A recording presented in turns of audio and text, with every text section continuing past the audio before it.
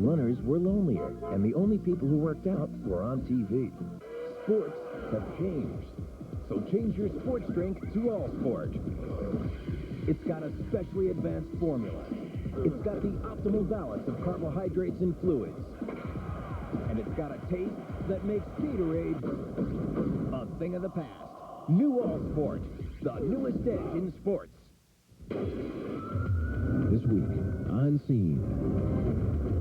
A special edition of On Scene Emergency Response. A special tribute to the men and women who saved lives. Firefighters, paramedics, police, flight crews, and rescue workers of all kinds are on the front lines saving lives every day. This week, a special edition of On Scene Emergency Response.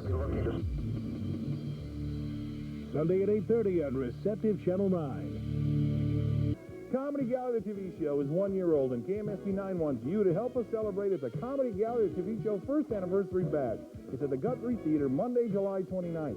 For only $9, you'll see an all-star comedy lineup including Showtime's Kim Cavanaugh, The Tonight Show, Susan Norfleet, HBO's Kevin Amini, and Minnesota's own Mr. Elf and Mr. Steele, Alex Cole, Tom Fergman, and Wild Bill Bauer. And it's only $9. The Guthrie, Monday, July 29th at 7 p.m. For tickets, call 377-2224. Don't miss the comedy event of the... Join KLXK and KMSP's challenge teams for the MS right across Minnesota. Hi, I'm Maureen Reeder, captain of the KMSP challenge team. And I'm Dan Colhane. And Jeff Urbino from KLXK's morning show. We invite you to create your own teams to compete against ours in the Tram, July 28th through August 2nd. If you're unable for the award-winning Primetime News, followed by The Odd Couple, here on Receptive Channel 9.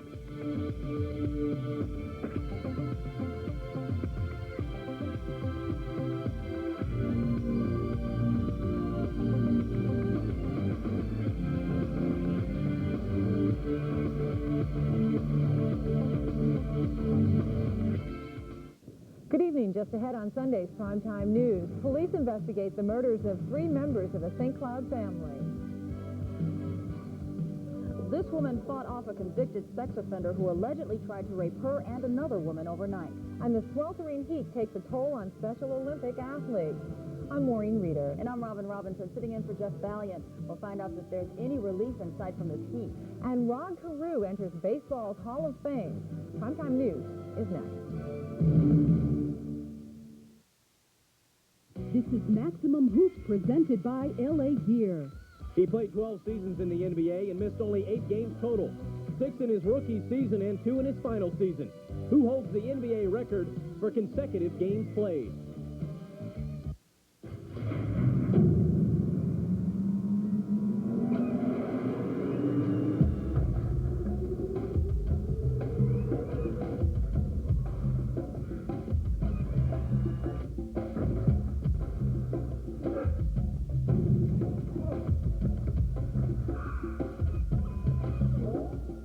Everything else is just hot air. Randy Smith set the NBA record for consecutive games played with 904 straight. He averaged 16.7 points per game in his career, and he made the All-Star team twice. Smith did not miss a game from February 18th of 1972 to March 13th of 1983. A St. Cloud woman and her 2 daughters are found brutally murdered, the victims of possible domestic violence.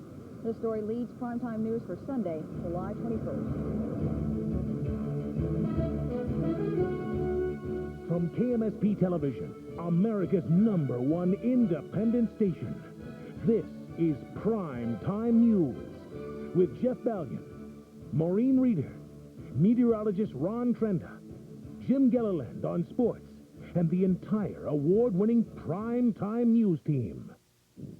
Good evening, everyone. Thanks for joining us. We will have the story on that triple homicide in a few moments. But first, a new batch of bad weather is moving through Minnesota. Ron Trenda is here just a little bit early to tell us more on what's happening and where it's happening. Okay, first of all, there's 2 areas of storms to talk about. Let's take a look at live National Weather Service radar. You'll see one batch moving through the metro. The warning for southern Hennepin County has expired. It was due to 60-mile-an-hour winds being reported in Bloomington. Still severe weather possible out of that batch, and a flash flood warning in effect for northeastern Goodhue County until 10 p.m.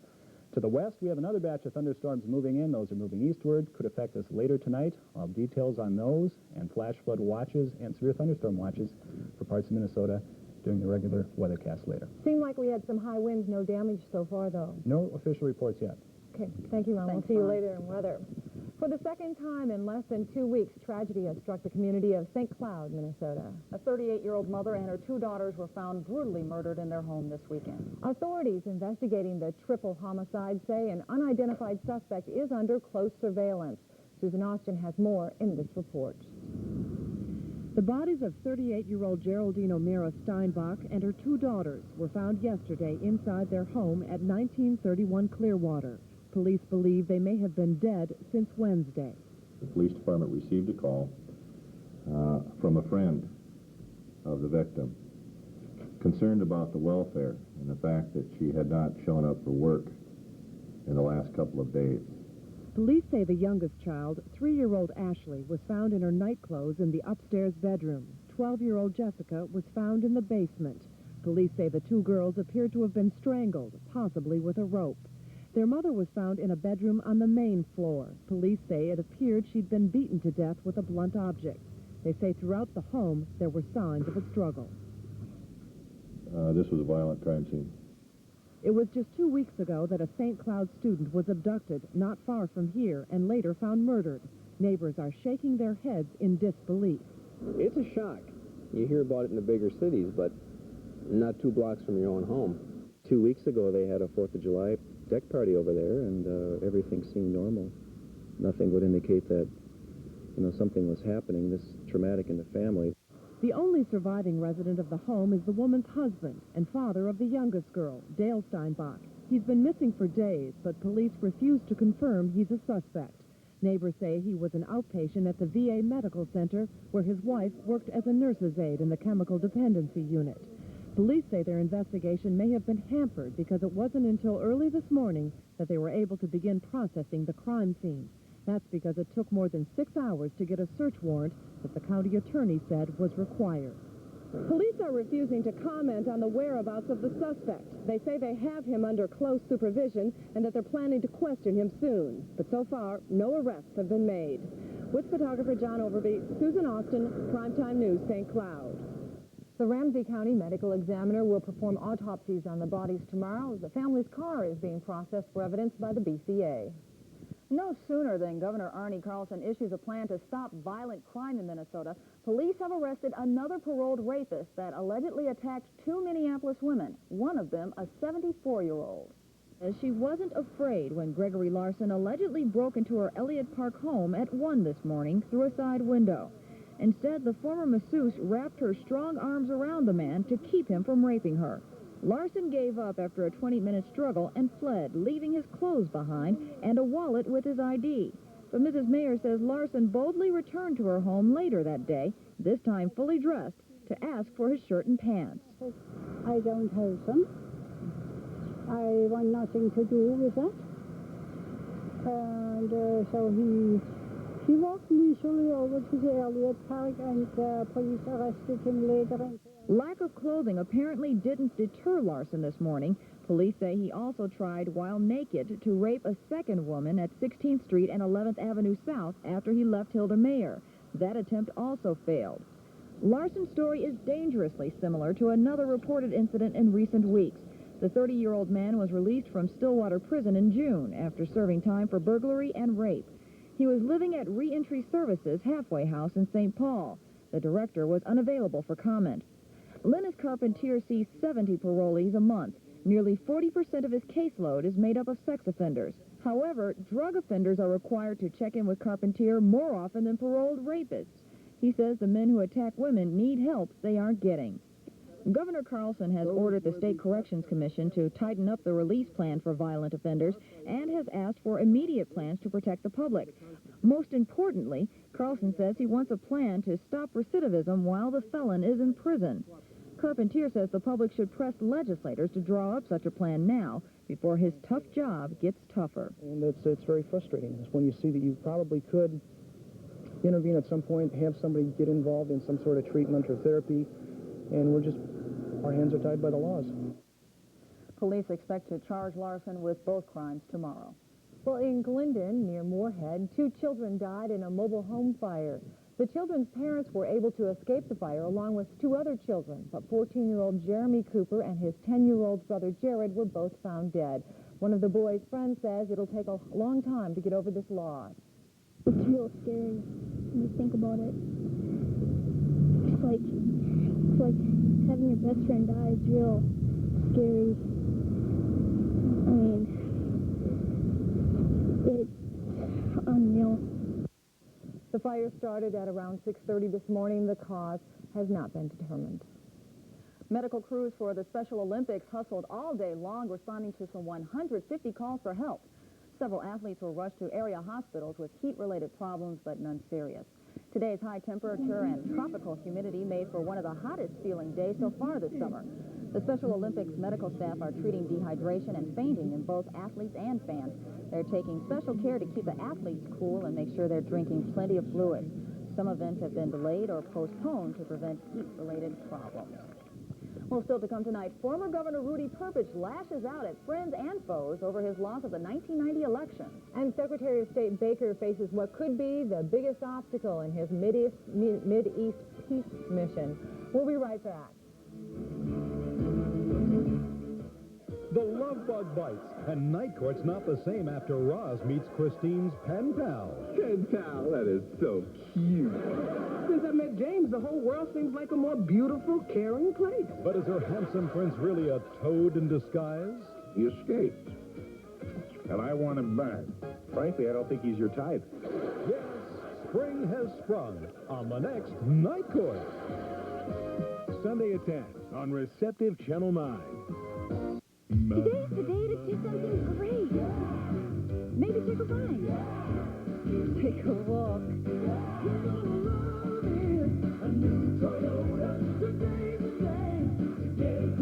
Today's a smart day to see your Toyota dealer. They've got factory-to-dealer incentives and extra value option package savings on Corolla, the car with a reputation for quality and reliability. It's smart to shop Trussell, the lowest priced 2-door sedan in America. Is this a great day? Yeah. Coming up on the next Johnny B on the Loose, what would be your most romantic marriage proposal? Skydiving. If she says no, just cut her cord and no one will ever know. And sharing this one beautiful moment between this young couple, plus an exclusive attempt at finding out, does Bo know Johnny B? Bo, can I ask you just a few silly, quick questions? It's a beautiful moments kind of night on the next Johnny B on the Loose. Tonight at 12:35 on Receptive Channel 9. At the 1991 International Special Olympics Games, just being a spectator will be great for your heart. Call Ticketmaster for your free reserve tickets. Experience the 1991 International Special Olympics Games in Minneapolis and St. Paul. When was the last time you felt chills in the middle of July? Call Ticketmaster for your free reserve tickets. U.S. Secretary of State James Baker is in Israel today, where he'll ask again Jewish leaders to accept U.S. terms for a peace conference. Baker has already secured acceptances from 5 Arab nations. The secretary began his day in Saudi Arabia. Saudi officials told Baker they would agree to end an economic embargo of Israel if the Jewish state stops building settlements in the occupied territories. But the Saudi foreign minister refused to say that directly. He's prepared to support the statement of President Mubarak, which reflects both the settlement issue and the boycott issue. Secretary Baker isn't revealing much about his meetings today, but he says he's optimistic about U.S. plans for Middle East peace talks. I'm very hopeful, of course, that we will continue to make progress as this journey continues today. I happen to believe that it's the genuine desire on the part of all for peace, and it's really a question of how we best get there. Later today, Baker traveled to visit Jordan's King Hussein. Hussein says his country will be the first to attend a peace conference if arranged. President Bush, encouraged by the peace overtures of Arab nations, is turning the heat up on Israel to freeze housing settlements in the occupied territories. Well, our policy is well known with Israel on settlements. We haven't changed one bit. And so there's some sticking points there. But I think most people around the world view what has happened as positive. Well, last week, top Israeli leaders insisted that Israel will carry on with the settlement of the West Bank and Gaza Strip. Fears of renewed fighting in northern Iraq are forcing Kurds to flee the country. Red Cross officials say up to 20,000 people are leaving the region's largest city following recent clashes between Kurdish rebels and Iraqi troops. The refugees are heading for the Iranian border. Allied forces pulled out of northern Iraq last week, but military officials say they'll go back if necessary. Ethnic fighting has killed 3 people in the Yugoslavian Republic of Croatia. The victims were Croatian policemen who died in a mortar attack. 2 other people were wounded. Federal Army units also opened fire on Croatian police near the border with Serbia. Croatia's president toured the area of the clashes and vowed not to give up any land to the Serbs. Over 500,000 Serbs live in Croatia. More than 300 people have died in violence between Croatians and Serbians this year. Well, from Croatia, Rudy Perpic is striking out at people he says cost him another term in the governor's office. Perpic blames Senator Paul Wellstone, former Senator Rudy Boschwitz, and the media for his election loss in November of 1990. Perpic also says his running mate, Lieutenant Governor Marlene Johnson, briefly quit the ticket during the campaign. He also accused Governor Arnie Carlson of helping to sink the campaign of IR nominee John Grunstaff. In national news, the countdown has begun for Wednesday's launch of the Space Shuttle Atlantis. The 5 astronauts who will pilot the ship flew to Cape Canaveral today. NASA engineers also repaired a minor crack in one of the shuttle's floor beams. Part of the Atlantis mission will be the deployment of a communications satellite. Very happy to be here with you. We are again monitoring the weather. Apparently, there's going to be a lot more storms. A lot more storms right now. Just issued in the last few minutes a severe thunderstorm warning for Renville and Redwood County of western Minnesota, of live radar, and much more when we come back.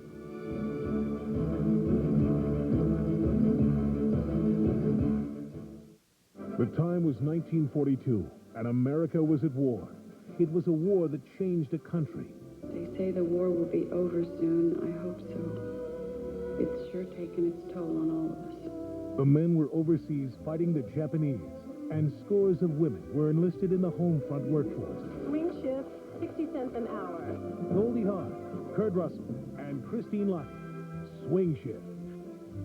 Monday night at 7 on Receptive Channel 9. You wanted it, you got it. The big deal. 2.9% financing for 48 months on the all-new Ford Escort. Escort, Ford's leader in customer satisfaction, roominess, and repeat buyers. No wonder it's the #1 selling small car in America. And now it's #1 in value. That's right. Ford Escort with 2.9% financing for 48 months. You wanted it, you got it. The big deal. Now through July 30th at your Ford dealer.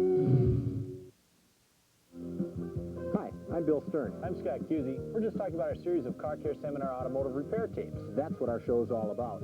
And each week we'll demonstrate how to fix and maintain your vehicle. And we'll show you what's new and hot in the world of auto parts, as well as taking a look at a special featured car of the week. So if you want to get to know your car better, join us right here for Car Care Seminar. Watch Car Care Seminar every Saturday morning at 9 a.m. right here on Receptive Channel 9. It's the easy way to learn more about your vehicle. On the next Family Ties, Mallory's doing research with an older classmate. Sexual attitudes of college students. It's a delicate subject. I'm perfectly comfortable talking about sex. I approve of sex. I remember sex. When Mallory's embarrassed, can Skippy help? I have an aunt who's 85 years old, and we get along great. You don't have to discuss issues like birth control and virginity with your aunt. We don't have to. We do it because we enjoy it. Next time on Family Ties. Monday at 5 on Receptive Channel 9. Well, the satellite loop shows how explosive the atmosphere has been this afternoon and this evening. You see thunderstorms popped up over the Twin Cities. Another batch out to the west with a low-pressure system and also an upper-level disturbance moving towards us. Those two are going to combine to give us a pretty good chance of some rain overnight tonight. Let's take a look at the watch situation. Well, first of all, the National Weather Service radar. We have the band of storms that moved through Hennepin County. Southern Hennepin County have now moved into the northern part of that county. Traveling northward, this batch to the west is strong as well. 60,000-foot tops on these. They're moving eastward, so these are moving right along the front.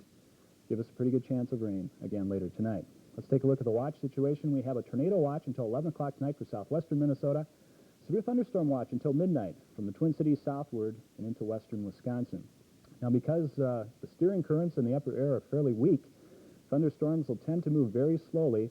Potential for some heavy rainfall amounts in excess of 4 inches, so a flash flood watch for about the southern half of Minnesota tonight, and also parts of western Wisconsin.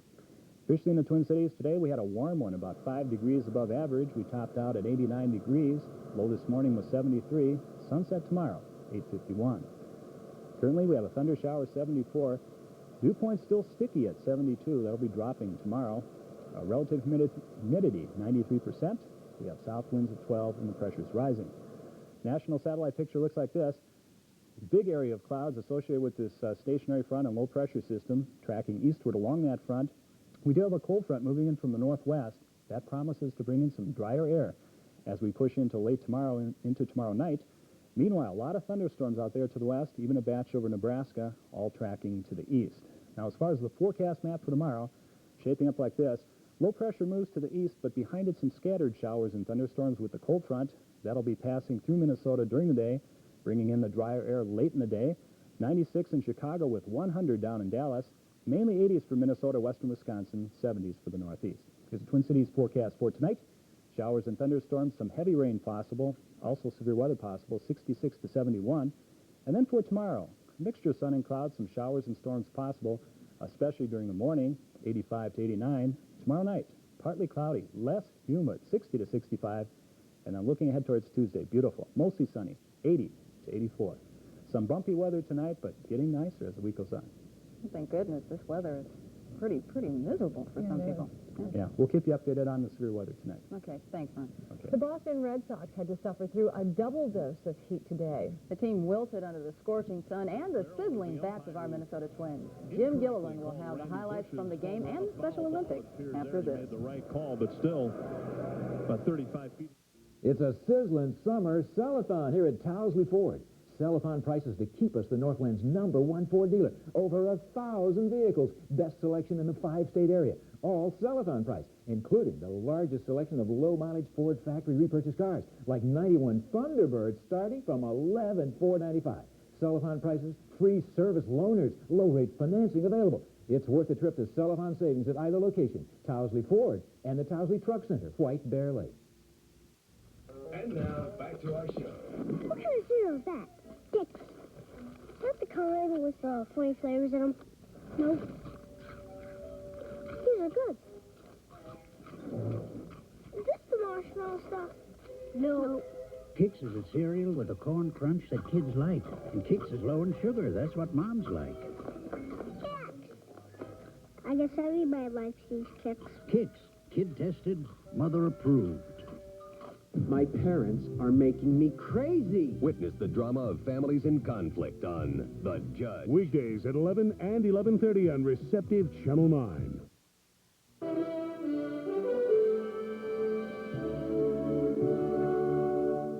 At the All-Star break, you could have thrown a blanket over the 5 teams fighting for first in the Western Division, but since then, the Twins have gone 8-2. They've now won 5 of 6 on this road trip to sprint in front of the rest. They finished off a 4-game series in Boston, turning the Red Sox into red faces with a 14-1 pacing. I don't think there's any team playing worse than Boston right now. The first inning, Twins kind of clowning around a day at the beach, and it was. Temperature in the high 90s. Kirby Puckett started things innocently enough, dribbling it through the left side. Scott Leyes scoring, and it was 1-0 Minnesota. They got another one in the first on a Chili Davis hit, and then a wild pitch. Tommy Bolton. The Red Sox let their guard down. They had a couple of errors today. That scored 1 run. Tony Pena seemed to know what kind of day it was going to be. Shane Mack had one of the big bats for the Twins. He cracked a couple of doubles, had 3 hits. Davis was the other Twin with 3 hits today. Guys kept crossing the plate. Everybody got plenty of rest, and Joe Morgan, the Boston manager, could do nothing to stop the process. Dennis Lamp came on after Bolton and Morgan and Gene Larkin lined one into the corner and scored 2 runners. And just to show you what kind of day it was, Gene Larkin got a triple out of this, and he's not one of the better sprinters on the team. He's in there at third base. 18 hits for the Twins, and they've got a lot of momentum right now as they humble the Red Sox. And Kevin Tapney, nice to see him get a good share of runs scored for him. He's been pitching in hard luck. That error that you see in the Twins column, well, it's the first error they've committed in 11 games. They tied their own club record of 10 games consecutive without an error. All right, checking the competition today, the White Sox and the Brew Crew going at it in Chicago. Greg Vaughn steps to the plate for Milwaukee. Homer's just inside the foul pole, tied the game at 1, and he later scored on an infield out in the 7th inning, and that put the Brewers over the top, beating second place Chicago to put the Twins further ahead, 2-1 the final there. Oakland had lost the first 3 games of their series with the Yankees. They rallied to win the last one. California is still playing poorly. Cleveland beat them. Toronto leads Texas tonight in the 7th. Kansas City over Detroit and Seattle over Baltimore. So the AL West standings look like this. The Twins 5.5 in front. Starting to look pretty good, but there's still a lot of teams bunched behind them. In the National League, the Mets, winners over the Dodgers. Atlanta beats St. Louis. San Francisco over Montreal. Chicago tops Houston. Philadelphia lost at San Diego, and tonight Pittsburgh is leading Cincinnati. It should be Pittsburgh 3-0 over Cincy in the 8th. Well, for only the second time in history, a member of the Minnesota Twins has been inducted into baseball's Hall of Fame. Rod Carew goes in along with Gaylord Perry and Ferguson Jenkins. He spent 12 seasons at the old Bloomington Ball Yard. His career began in 1967 when he was named Rookie of the Year. Rod wore number 29 and cemented himself in that number 2 batting position for many years, setting the table for Oliva and Killebrew. And as their careers began to decline, Carew's took off, literally. He stole home 7 times in '69 under Billy Martin. By the mid-'70s, he was the game's dominant hitter, winning 4 consecutive batting crowns. But with his success came an impasse. Owner Calvin Griffith and a trade sent him to California, where he finished his career. And in 1985, his 3,000th hit came against his old team, and it happened right here on Channel 9. Here's part of Rodney's address today in Cooperstown. One of my first thoughts at being told of my election into the Hall of Fame was the natural awe of being recognized alongside Cobb, Ruth, Gehrig, and Jackie Robinson. But the Hall of Fame is more. It's all the kids who ever played the game. It's all the fans who ever bought a ticket. It's the first time you took your son or your daughter to a ball game. It's Satchel Paige and Roberta Clemente. It's the Say Hey Kid. It's the Duke, the Hammer, Cool Papa, the Mick, Big Train, Pee Wee, Joe D, Teddy Ballgame, and many more. Thanks all of you for moving over a little and making a space for me in your shrine. Thank you. 211 players now in the Hall of Fame. Ian Baker Finch was tied for the lead after 3 rounds of the British Open with Mark O'Meara. Last year he was tied with Nick Faldo in this spot, and Faldo won, so the Australian had plenty of incentive, and he put it away early, getting 5 birdies in the first 7 holes to overcome Fred Couples' 63. And Ian Baker Finch shot a 66 today to win the British Open by 2 over Mike Harwood. Couples and O'Meara were 3 back. Follows the first full day of Special Olympics competition. Brought us plenty of action. We'll take you to Bierman Track and Field Stadium, where the women's 400 meters is in progress. A great time turned in by Ingrid Nunez Bisla, 63.3 seconds. She's from the Dominican Republic, and she won her heat. And there's nothing like the award ceremonies at Special Olympics to describe not only the thrill of victory, but the thrill of participation.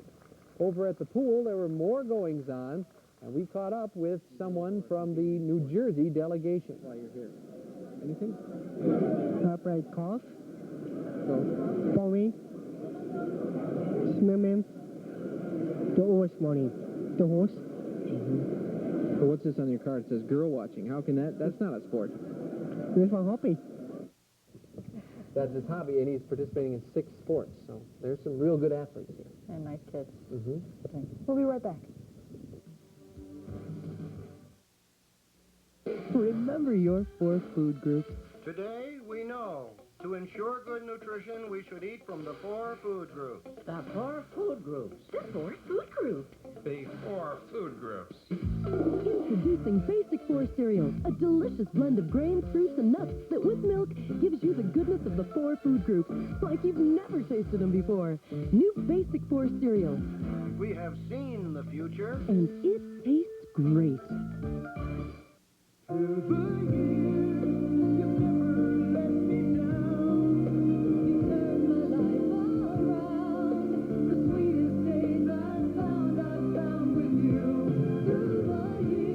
Dishwashers to refrigerators, a KitchenAid will last.